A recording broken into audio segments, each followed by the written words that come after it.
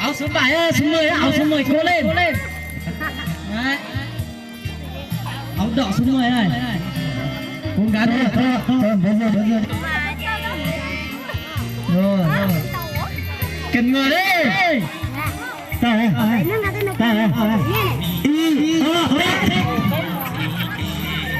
Được rồi.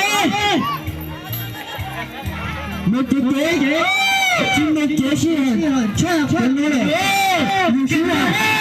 Một cái kế. Một chế thì là chúng ta.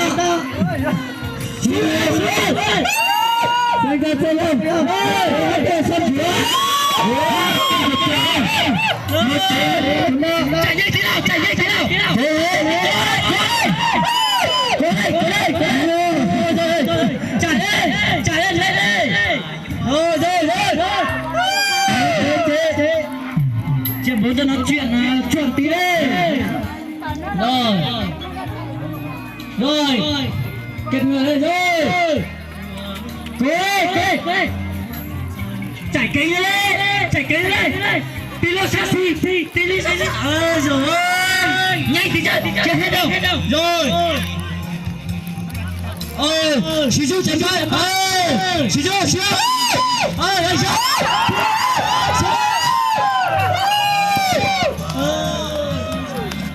xí chú tay ơi. Dân nó mà vô vào xí chú. Dân nó vào kìa. Xí chú tay cho bà kiên người đấy. Kiên lên. Rồi chạy nhanh tí nào. Hai người.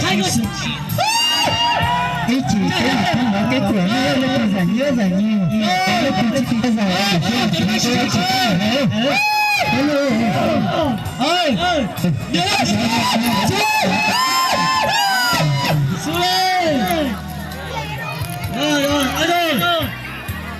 Chạy nhanh tí nào. Rồi, cái người đây. Chị Dô, xuống xa. Chạy cố lên tí.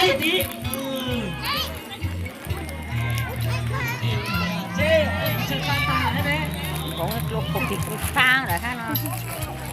Chị Dô.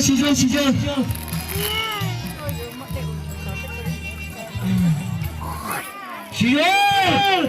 Rồi, nhanh tí nào, chạy nhanh tí nào.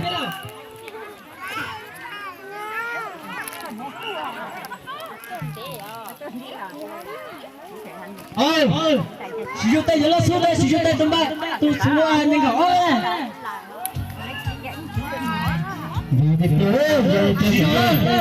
Chị vô tiền này.